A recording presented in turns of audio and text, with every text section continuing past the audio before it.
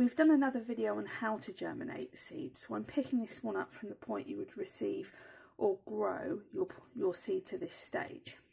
So we've got a lovely root, and as you can see, the leaves underneath the pods. There we go.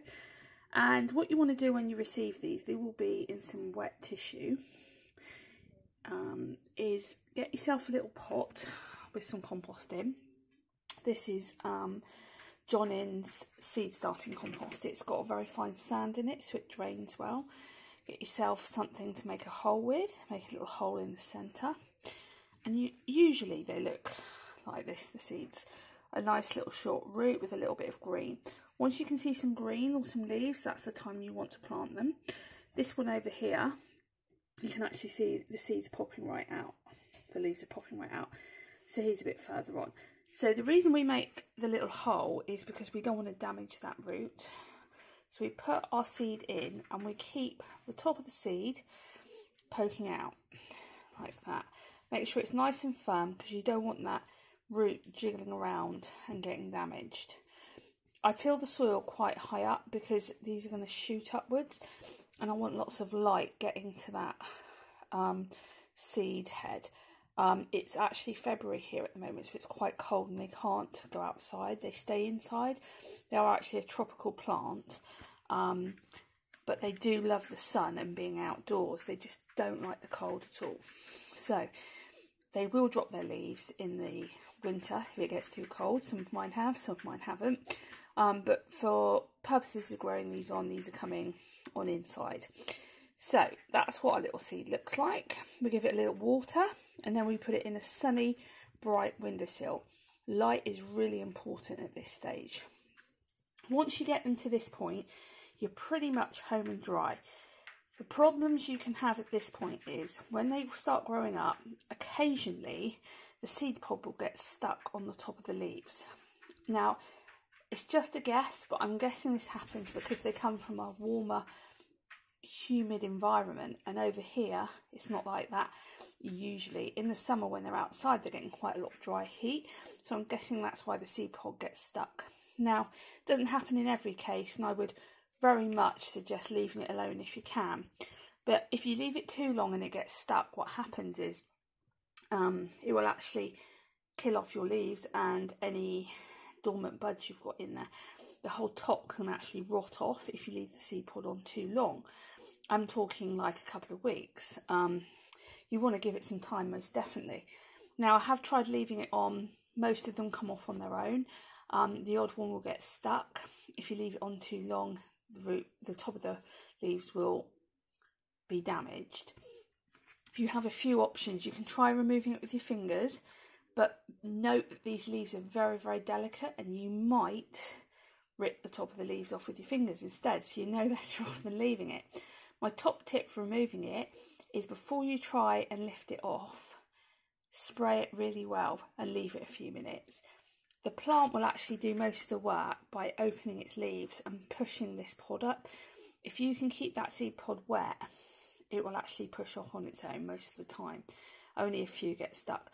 So don't interfere unless you have to, and if you do have to interfere, make sure it's nice and wet and moist before you have a go at lifting it.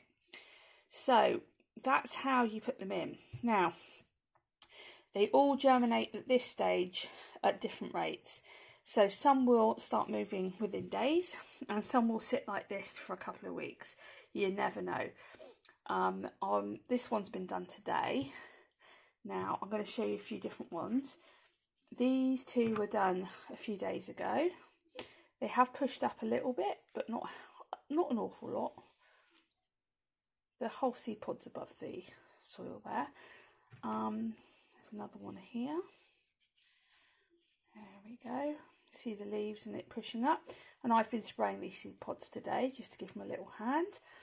And when they finally push their seed pod off, this is what you'll have. Those are the starter leaves, and when they open up, inside will be all its dormant buds. You might be able to see them, you might not.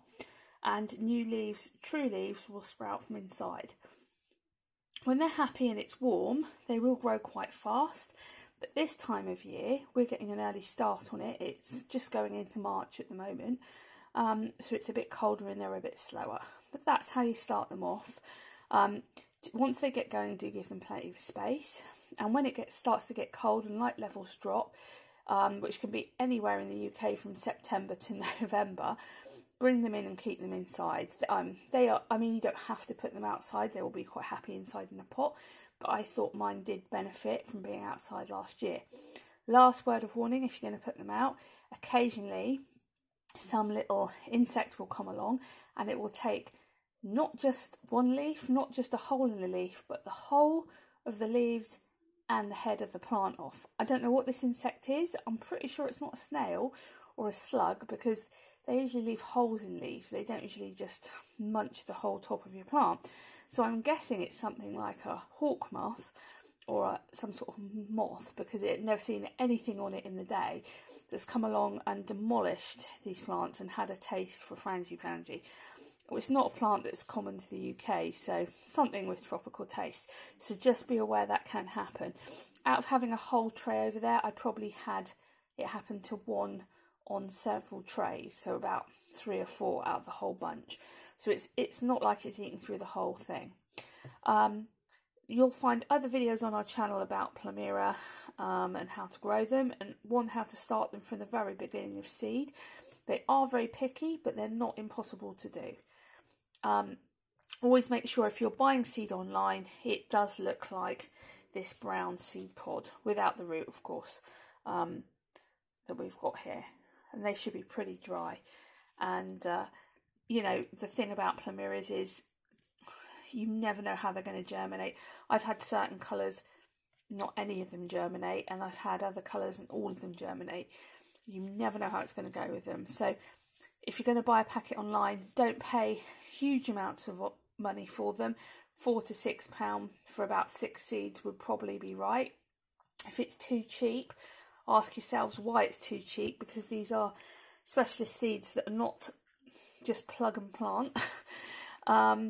And also, are they fresh? That's the other thing to ask yourself if they're too cheap.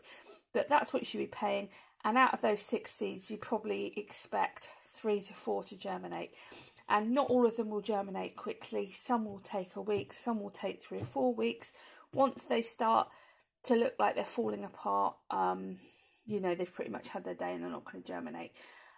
Any problems, you can contact us through our Facebook page or comment on our YouTube channel. And that's this video for the time being.